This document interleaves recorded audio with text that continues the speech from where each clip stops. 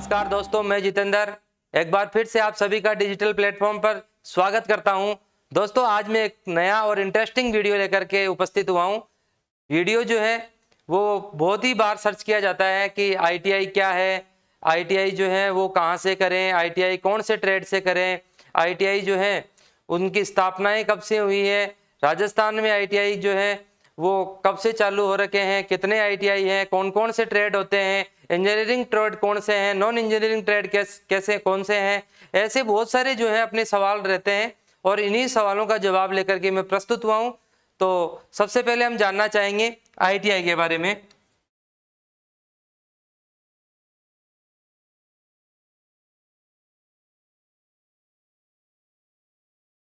ITI ITI की full form क्या है, पूरा नाम क्या है, सबसे पहले हम यही सीखेंगे।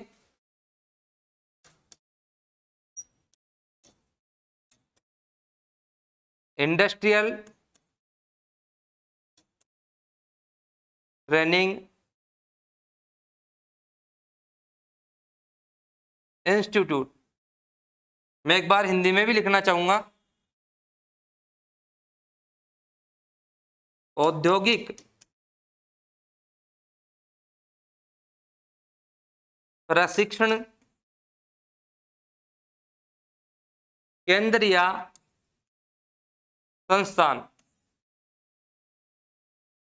दोस्तों, ये केंद्र और संस्थान जो है इसमें पहले फर्क समझते थे हम, आजकल एक ही बात है दोनों। क्योंकि पहले जो है वो जो प्राइवेट आईटीआई हुआ करते थे उनको आईटीसी कहा जाता था, यानी इंडस्ट्रियल ट्रेनिंग सेंटर कहा जाता था उनको। और जो गवर्नमेंट जो थे चला रहे थे उनको आईटीआई बोलते थे, यानी कि उनका नाम जो था वो इंडस्ट्रियल ट्रेनिंग इंस्टीट्यूट था।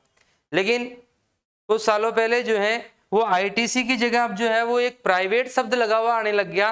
पहले आईटीआई जो है उनमें आईटीसी के नाम से बोलते थे, लेकिन आजकल जो है उनमें प्राइवेट शब्द लगाने लग गया। आपने देखा होगा या पढ़ा होगा कहीं पर कि किसी का भी नाम ले होगा, कोई भी आईटीआई का भी लिखा हुआ होता है कि औद्योगिक प्रशिक्षण केंद्र की जगह बीच में निजी शब्द और आता है कि निजी औद्योगिक प्रशिक्षण केंद्र।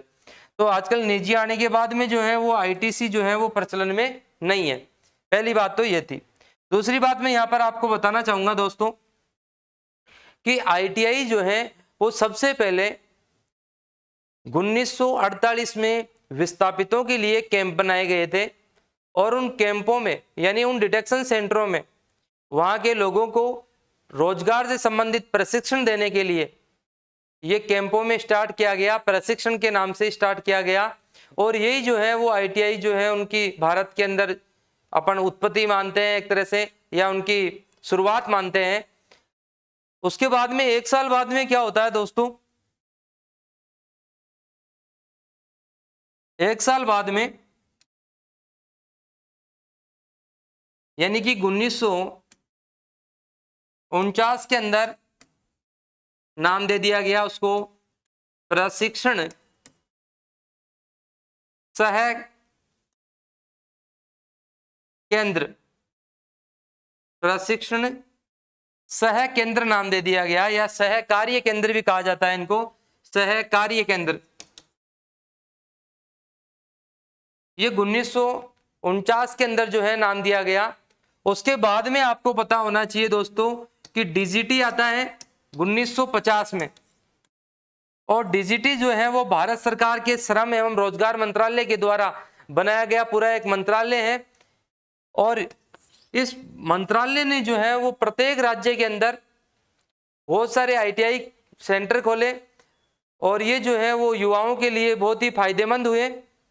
इनका उद्देश्य जो था वो समाज में तकनीकी शिक्षा का ज्ञान फैलाना और इंडस्ट्रीज जो है उन इंडस्ट्रीज को अच्छे वर्कर देना है, यानी कि प्रशिक्षित वर्कर उत्पन्न करने के लिए आपने जो है वो डीजीटी का गठन किया। और डीजीटी जो है वो भारत सरकार के श्रम मंत्रालय के अधीन आता है, ये बात सबको पता हो।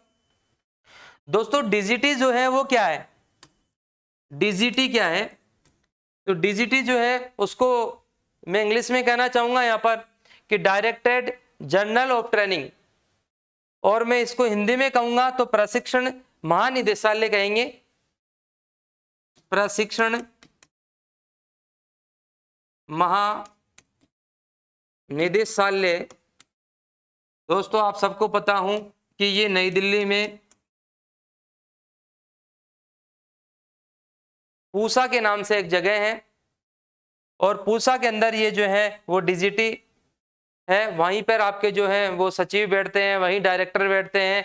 अलग अलग जो है वो कार्य के लिए अलग अलग डायरेक्टर को बैठाया गया है। एक एग्जामिनेशन के लिए डायरेक्टर है, वो एग्जाम को ही देखता है।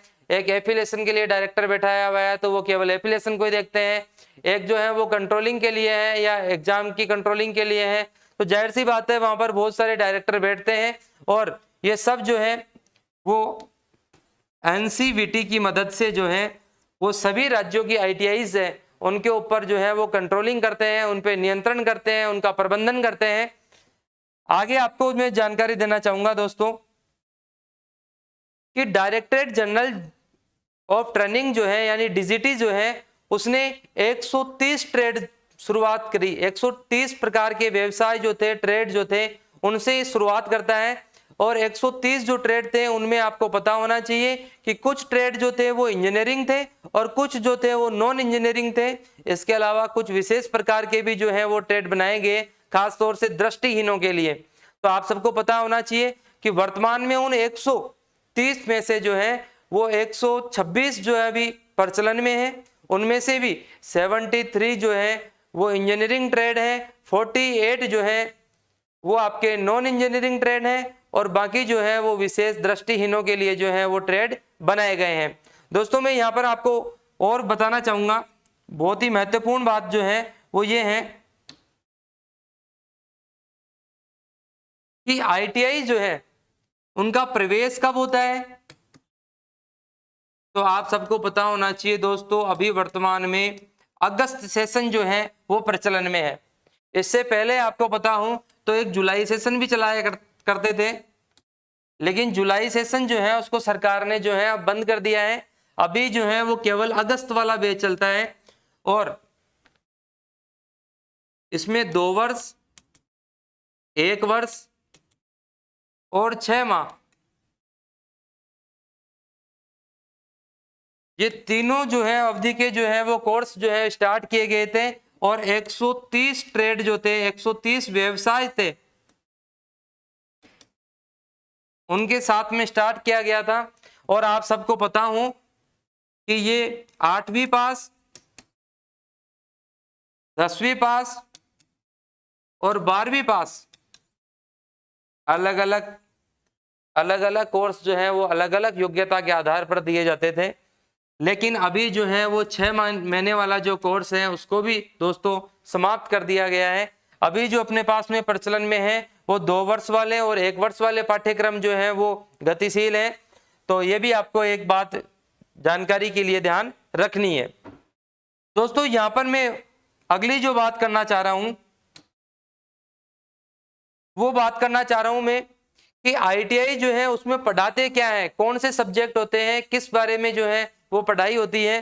तो उसका आपको विशेष ध्यान होना चाहिए दोस्तों कि आईटीआई जो है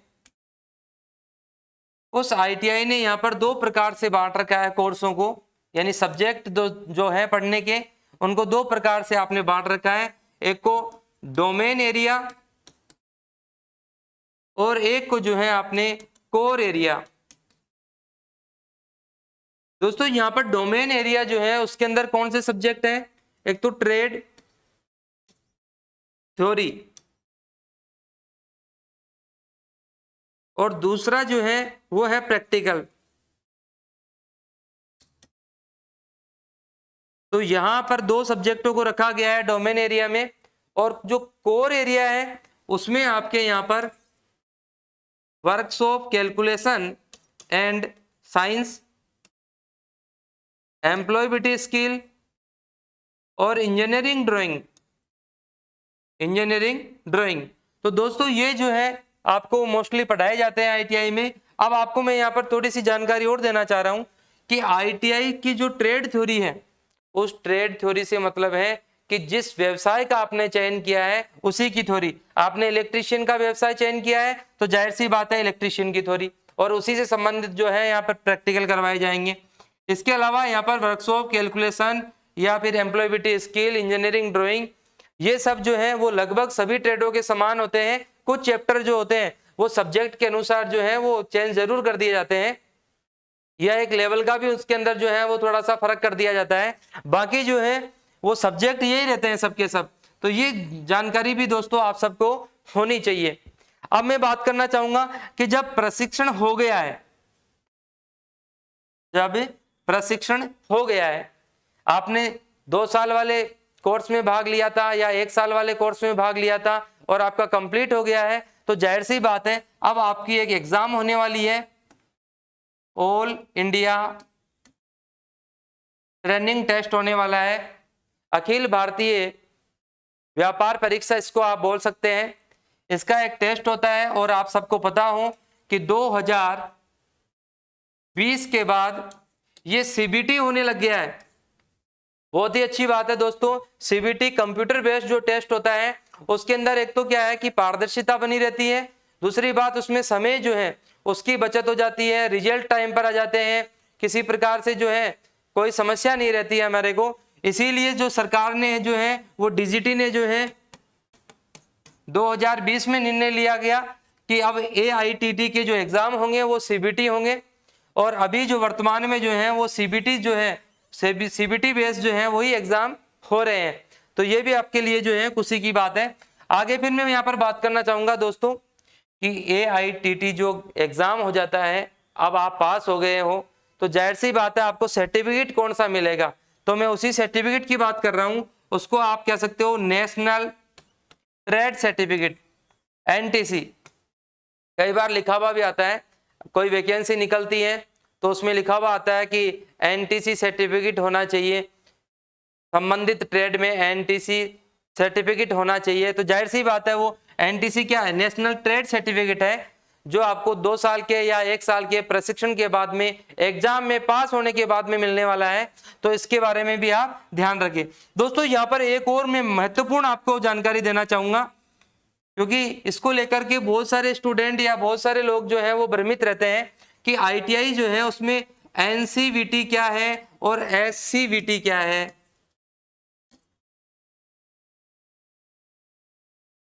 यहाँ पर एनसीवीटी जो है उसका फुल फॉर्म होता है नेशनल काउंसलिंग वोकेशनल ट्रेनिंग, और यहाँ पर जो है वो स्टेट काउंसलिंग वोकेशनल ट्रेनिंग है।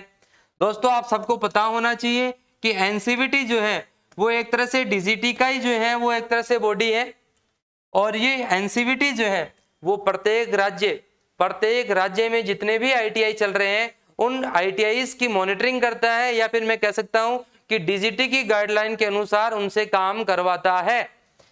जबकि यहाँ पर जो है वो एससीवीटी जो है इसमें स्टेट जो है वो अपने कोई कोर्स जो है वो उसके अंदर करवा सकता है, या स्टेट जो है उसकी देखरेख होगी उनके ट्रेनिंग प्रोग्राम्स के अंदर। तो यहाँ स्टेट जो है उससे भी जैसे इलेक्ट्रीशियन से आईटीआई हो सकती है, और यहाँ जो एनसीवीटी जो है यानी कि जो सेंटर जो है वो भी क्या कराता है, आपको एक इलेक्ट्रीशियन का कोर्स करवा रहा है। लेकिन दोनों में फर्क है दोस्तों। आपने यदि